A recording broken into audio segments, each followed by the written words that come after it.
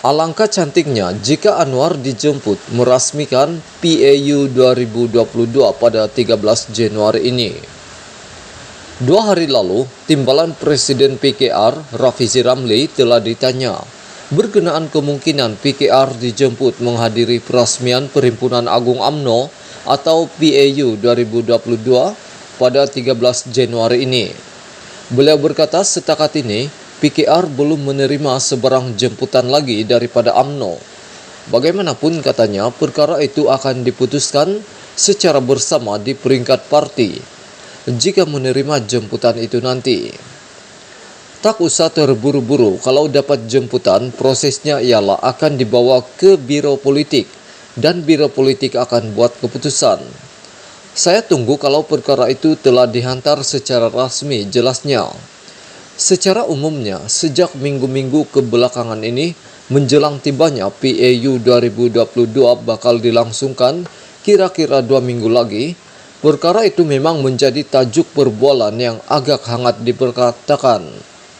Sebagai tanda kesepakatan dan keharmonian, setelah bersetuju bersama-sama membentuk kerajaan perpaduan, UMNO dirasakan perlu menjemput PKR yang menunjangi PH dan kerajaan untuk hadir dalam majelis peresmian PAU 2022 itu nanti.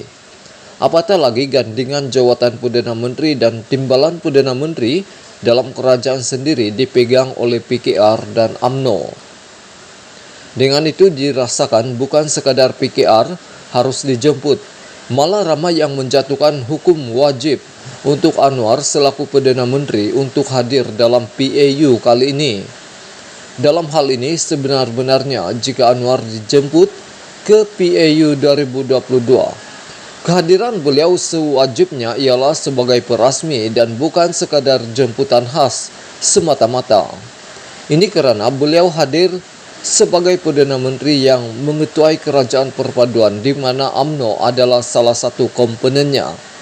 Amatlah janggal jika Perdana Menteri dijemput hadir tetapi hanya duduk saja dan tidak memberikan ucapan peresmian dan sekadar mendengar timbalan Perdana Menteri selaku Presiden UMNO menyampaikan ucapan.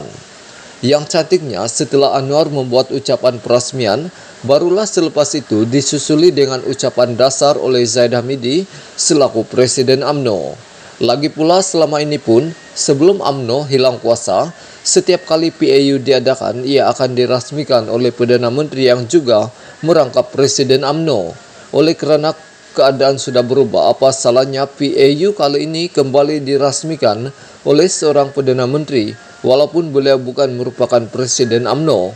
Yang penting dengan seorang Perdana Menteri merasmikan PAU 2022 kali ini, ia akan menaikkan lagi nilai UMNO di mata rakyat keseluruhannya kerana langkah itu akan memperlihatkan UMNO sebagai parti yang terbuka, progresif serta tidak jumud. Di mata ahli dan perwakilan UMNO pula, sejak 2019 di mana PAU tidak dirasmikan oleh pemimpin yang bertaraf Perdana Menteri, kali ini tentu ada sedikit rasa bangga jika Anwar yang merupakan Perdana Menteri merasmikannya. Daripada sudut yang lain, Anwar adalah berbeza dengan Perdana Menteri yang bukan daripada UMNO sebelum ini, yang mana mereka didapati ada niat mahu mengharamkan parti tersebut. Sebagaimana didedahkan oleh Zaid Hamidi beberapa minggu lalu mengenai cubaan mengharamkan parti itu yang dipatahkan oleh seorang yang beliau tidak sebut namanya. Orang yang dimaksudkannya itu adalah merujuk kepada Anwar. Anwar pernah menyebut bagaimana ketika Tun Dr. Mahathir Mohamad memegang jawatan Perdana Menteri, beliau dan segera menemui Mahyadin Madiasin, Menteri Dalam Negeri ketika itu, sebaik mendengar ada ura-ura mahu UMNO diharamkan. Anwar dilaporkan memberitahu Mahyadin yang fail untuk mengharamkan UMNO itu dilaporkan ada padanya ketika itu, agar jangan mengambil tindakan sedemikian dengan hujah parti tersebut banyak berjasa kepada orang Melayu dan keberadaannya dalam politik negara hendaklah dikekalkan. Dalam hal berkaitan, Zaid Hamidi juga pernah menyebut bagaimana beliau menolak gesaan Tun Mahathir agar membubarkan UMNO dan semua ahlinya menyertai bersatu. Berdasarkan rentetan itu, tambahan lagi sejarah politik Anwar sendiri bermula dan berkembang dalam UMNO, sehingga memegang jawatan timbalan presiden. menjemputnya untuk merasmikan PAU 2022 atas kapasiti sebagai Perdana Menteri bukan saja tidak janggal, malah suatu sejarah yang terpuji. Yang pasti bila Anwar merasmikan PAU 2022 nanti, ramailah yang berdarah mata menyaksikannya, terutama Tun Mahathir yang memecat beliau daripada UMNO pada 1998